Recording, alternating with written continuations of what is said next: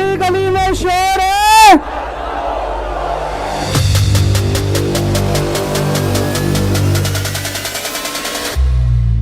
पूरे देश में शोर है।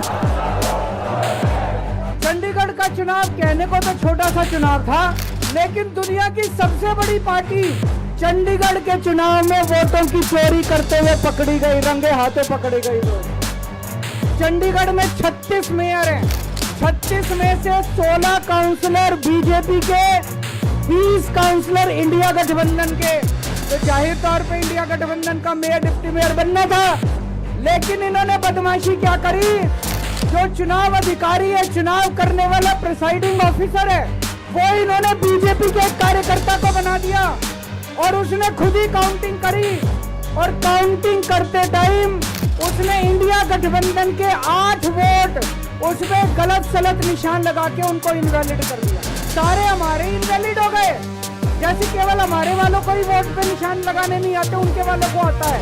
अंदर से एक कर्मचारी ने हमें बताया है कि उनके भी 16 वोट नहीं पड़े थे, उनके 13 ही वोट पड़े थे। और उस चुनाव अधिकारी ने नतीजे घोषित कर दिए कि बीजेपी का मेयर बन गया। उनकी किस्मत खराब थी, वहां चारों तरफ कैमरे लगे पड़े थे।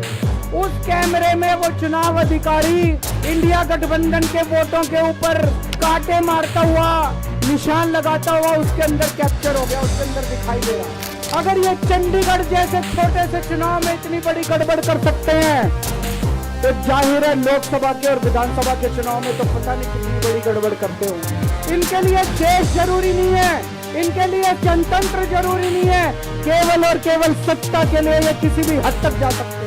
हमारी आंदोलन से निकली हुई पार्टी है, बड़े बड़े आंदोलन किए हैं। आपको क्या लगता है जनता को ऐसे रोक दोगे तो जनता की आवाज बंद हो जाएगी? और जनता की आवाज बुलंद होगी। जितना जनता को रोकने की कोशिश करोगे, जनता की आवाज और उतनी बुलंद होगी। लड़ेंगे, अरे लड़ेंगे, अरे मोदी जी की तानाशाही